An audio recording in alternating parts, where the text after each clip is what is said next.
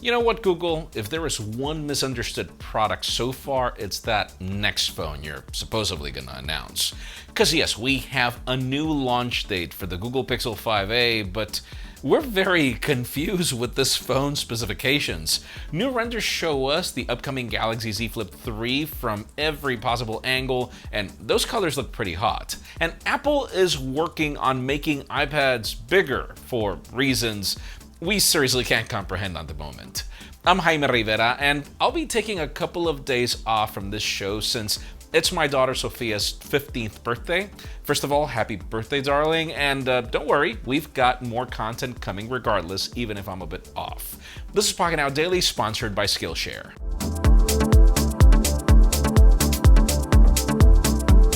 As you come to expect, the official news today begin with deals, and Amazon has some great options if you're in the market for Samsung products.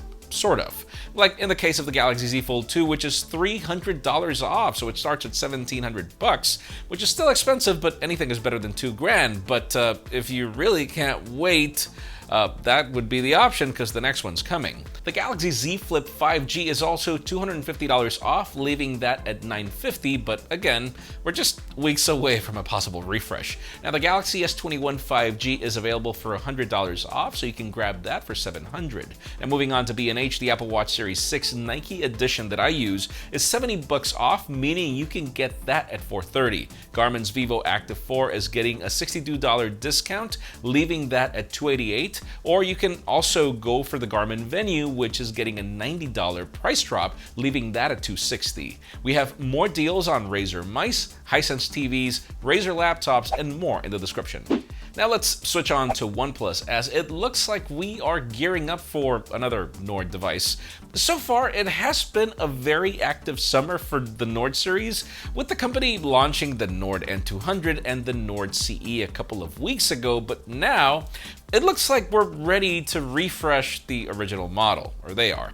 We have some new renders from 91 Mobiles and on leaks that show us the OnePlus Nord 2's design. Now, from these renders, we can see that OnePlus is pretty much going for a OnePlus 9 Lite approach, at least from a design standpoint at least.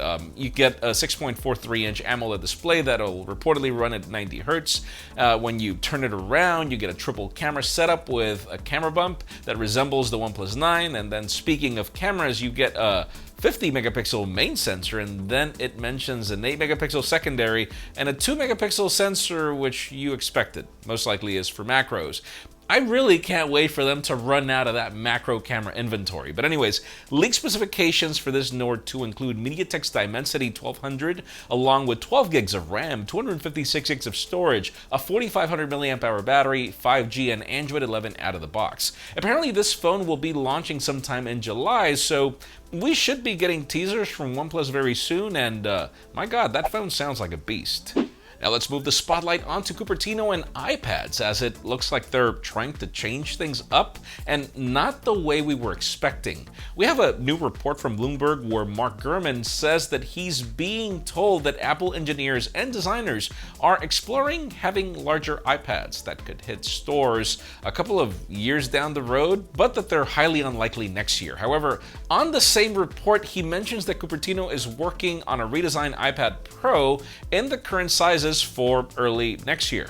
This goes along with previous reports that said that the iPad Pro could be getting a glass back to allow wireless charging and reverse wireless charging, as AirPower could be making a return somehow. Now, the irony is that going back to those larger iPads, then Mark also talks about how these rumors should be taken with a grain of salt, which contradicts itself, but he says that this would be the perfect device for many people by continuing to blur the lines between tablet and laptop. The problem is that if these continue to be hindered by iPadOS and the lack of Pro applications, then there's really no benefit in the size. They're just larger iPads. We'll see what we get. Now, moving on to things that we are getting soon, let's shift focus onto Samsung and the Galaxy Z Flip 3. Late last week, we got some renders from Evan Blass showing off the Z Fold and the Z Flip 3's designs, but these leaks mainly showed the Fold. They focused more on that.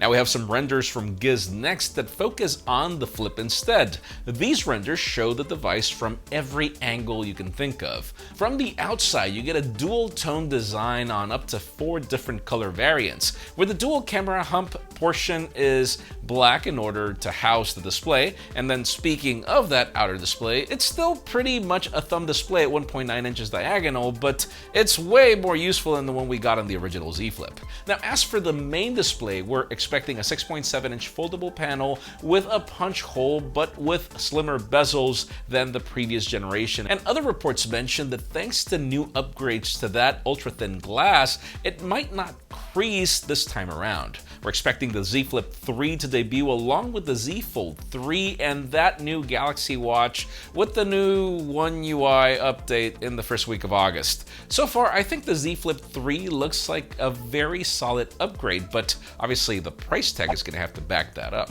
And before we get to the hottest news, let me answer a question I get all the time in your comments. Many of you want to learn how to create a successful YouTube channel, and sure, it'll require you to learn some new skills, but trust me, I wish we had today's sponsor Skillshare back when we started. Skillshare is an online learning community with thousands of inspiring classes for creative and curious people. It's one of the best ways to explore new skills, deepen existing passions, and get lost in creativity.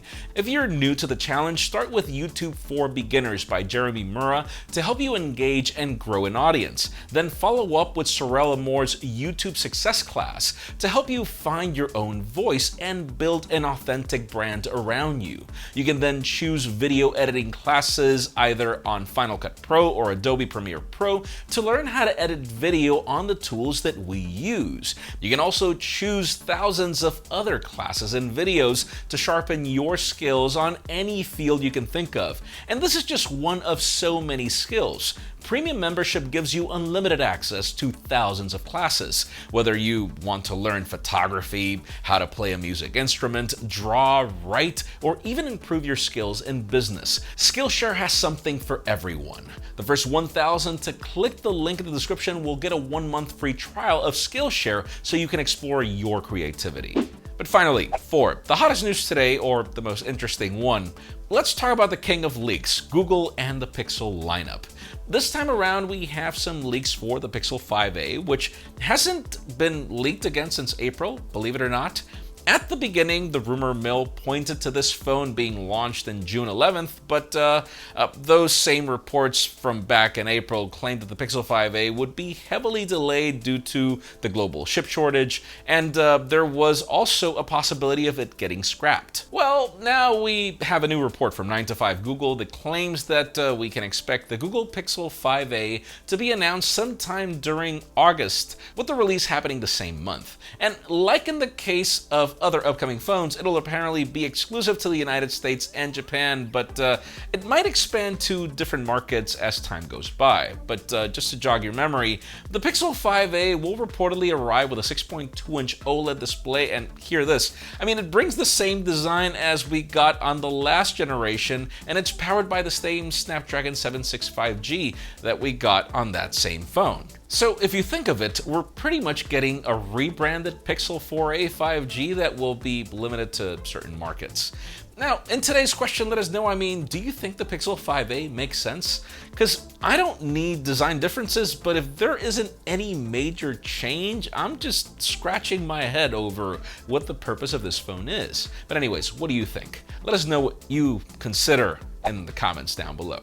Friends, again, if you want to get the news earlier, follow us on Pocketnow.com and subscribe to our channel for more videos like this one. You can also follow us on social media as our extended coverage happens on Instagram. And follow me on my personal handles to see me celebrate my daughter the way I like to celebrate her.